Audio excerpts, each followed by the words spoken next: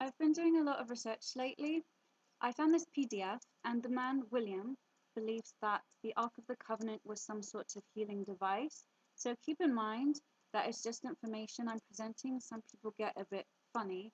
It's information, you do what you want with it.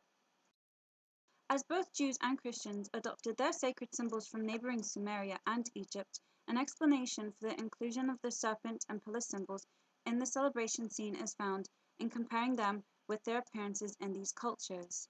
Ea, the primordial creator god and wise being of ancient Sumer, for instance, was portrayed as a bearded man-serpent floating beside his pillar.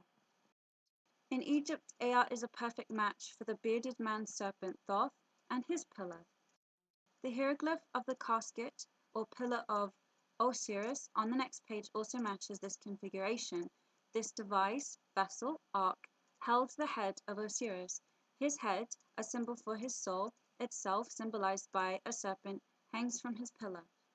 In this glyph, we see a shape that appears to be that of a structure with a vaulted roof and a high wall or antennas that extended beyond the roof line. This is the symbol for sanctuary in ancient Lower Egypt. Flanking this symbol are two tet stabilizer pillars, also called djed, pronounced jed, pillars. Archaeologists have yet to uncover an actual Egyptian structure that resembles the glyph for sanctuary. In addition to a porta potty, it resembles in form, and therefore possibly function, the biblical Ark of the Covenant, the Shittim box, or throne that held or transmitted the manna, the food of the gods, and upon which sat Yahweh, the serpent. When the pillar with its serpent is attached to the ark or sanctuary glyph, it forms the pillar of Osiris, also known as the ladder to heaven to the Egyptians. As we can plainly see from the Egyptian depictions on the following pages, this serpent pillar rested on a platform that resembles the golden power tool the Israelites called the Ark of the Covenant. The two tablets the Egyptians called the shuti or enlightenment tablets top this attachment. The shuti are the set of sapphire bluestone tablets that Moses brought down from his first ascension of Mount Sinai, a metaphor for the tree of life. The stones are actually S tones, keys, tones, frequencies, vibrations, bells, or rings. These tones are the secret S tones hidden from Nebuchadnezzar by Jeremiah, who took them to Tara in Ireland. They power the ark. These illustrations speak volumes about the nature and capacity of the missing piece of the Ark of the Covenant. The complete power tool is an antenna that emits a healing tone or vibration. So that makes me wonder if that's the reason people lived a long time. I think Abraham lived to be 900 years old or something. Two cherubs hold the pillar containing the head of Osiris. Note the ark beside it. The head is the dead head of the alchemists. Oh, and people who followed the Grateful Dead were called deadheads. The ark is often compared to the Ark of Noah, a sailing vessel, Arko. The ark and its pillar attachment meet in this Egyptian depiction from Dendera. Just as an ark or sailing vessel has a mast, there was a vertical attachment that topped the Ark of the Covenant. I propose this is the complete Ark of the Covenant. The Bible calls the goddess in her pillar Asherah or Astara, the goddess worshipped by King Solomon. The Astara resembles an oil or a besa because Jacob's story assures us that's what it is. It is a besa that produces the starry Aster or Astara Christos oil, an exotic fruit known as blue apples, or the blue stones of Atlantis that display highly advanced power on Earth. The casket or pillar of Osiris was a phallic-shaped device that stood approximately 40 feet tall. It was made of evergreen or living acacia wood, just like the Ark of the Covenant, and was lined with a gold alloy, probably palladium.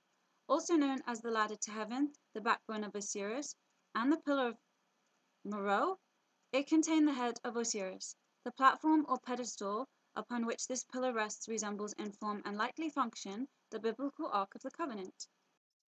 The Ark of the Covenant produced an oil the Essenes later called Christos or Christos. The pillar matches the story of Jacob, who took a stone and set it up as a pillar.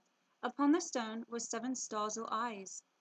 These are the 7 lamps of the golden menorah and the staff with 7 stars held by Jesus in Revelation. As the word stone can also be written as S-tone, the 7 stars may be notes or tones. That's the same word. Notes, tones. In the book of Numbers, I am said to Moses, make thee a fiery serpent, and set it upon a pole, and it shall come to pass that anyone who is bitten, when he looks upon it, shall live. A Jewish legend supports my conclusion. The stone placed in the sanctuary of Solomon's temple too was supposed to have been the stone pillar, or antenna Jacob set up at Bethel. The Ark of the Covenant was supposed to have rested upon the stone in temple too. This puts the pillar and the ark together. Ark raiders revere the original Knights Templar evidence, suggesting these 9 French knights secretly removed the ark from the site of Solomon's temple in Jerusalem and carried it, or a replica, along with sacred knowledge to France. An inscription at Chartres Cathedral says the art was carried away from or to there in the middle of the 13th century. Scholars speculate that whatever the Templars discovered at Solomon's temple, either by accident or design, directly or indirectly involved the Ark of the Covenant, as well as something else, some explosive secret that only a few high-ranking officials could ever know.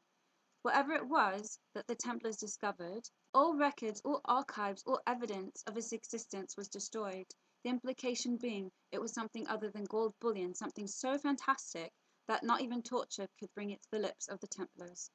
Some claim the Templars protected the secrets of Jesus. The speculation returns to us that the Christos oil and the understanding that the ark pillars secreted an oil or substance. In one tantalizing Hebrew story, retold by Manly P. Hall, when Adam was nearing the end of his life, he sent Seth back to the Garden of Eden to fetch the oil of mercy that God had promised mankind. This oil or substance was in the possession of the angel who guarded the gate to Eden. When Seth reached this gate, the angel allowed him to enter the garden. Unfortunately, the angel refused to give Seth the oil of mercy. Instead, he gave him 3 seeds from the tree of life. When Seth returned home with them, Adam was so overjoyed he died 3 days later, and the seeds were buried in his mouth. Before the flood, Noah dug up the tree and probably its 3 seeds for safekeeping in the ark. After the flood, he buried Adam's skull under Mount Calvary, where Jesus was later crucified. Paralleling the legend of the tree of life, Adam, says the Jewish legend, also gave a branch from the tree called the key of life by the Egyptians to Enoch. This key of life was actually keys, tones, frequencies, vibrations, bells, or rings.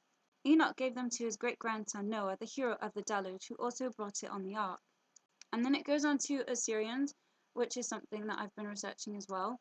The note was handed down through the line of Shem, son of Noah, from generation to generation until it reached Abraham. Abraham's grandson Jacob possessed it, as did his great-grandson Joseph, who brought it with him to Egypt, where he rose to the highest rank in Pharaoh's court.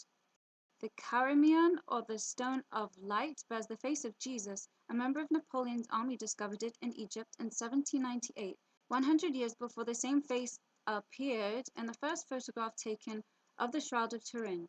The abbey that had been founded in the 7th century by the Frankish king Dagobert in honor of Denis and his legendary companions Rusticus and Eleutherius. King Dagobert II and the Merovingian dynasty from which he came have been romantically mythologicized in the annals of both local legend and modern mystical Grail history, which upholds them as supposed bloodline of Christ. They are the offspring of Merovi, a sea monster who was described as half human, half fish. By the Templars' time, 1137, what had long been the royal abbey of France, where French kings were educated and buried, was dilapidated. Saint Bernard condemned it as a synagogue of Satan and a workshop of Vulcan. Rightly so. Vul was the Sumerian god Ea, who was identified as Vul or Vul. The vulgar alchemist, the Vulcan of the Romans, and Tubal-Cain, the smith or Schmidt, shaman of the Hebrews. Ea was portrayed as a Meru man or merman, part human, part fish. He is Merovi.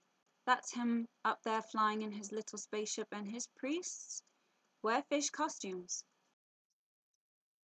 The Cathars of southern France, who swapped secrets with the Templars and the Irish, called Ea's Pillar of Light Amour, or love. Fascinatingly, Meru, the root of Moriah and Merovingian, is the name for the central pillar of Atlantis. The Greeks called the Atlanteans Meropes in honor of this pillar. Mr is the name of the oil substance secreted by the ark pillar. The Meropes are the Ophites, the serpent-born children of Ea, who was alternately portrayed as half human, half fish, or half human, half serpent. The Church of Rome teaches that Mr, Maria Redemptrix, and Mary is the gate of heaven or the ark. From this serpent gate came the Merovingians. The skull of the fish god Ea is the same as the Templar treasure. Its secrets were, and may still be, hidden at Saint-Denis. So this is just some information that I found. There's some important bits in there. But do what you want with it. You don't need to take it personally if it doesn't resonate with you. In the next video, I'm going to propose more ideas about this.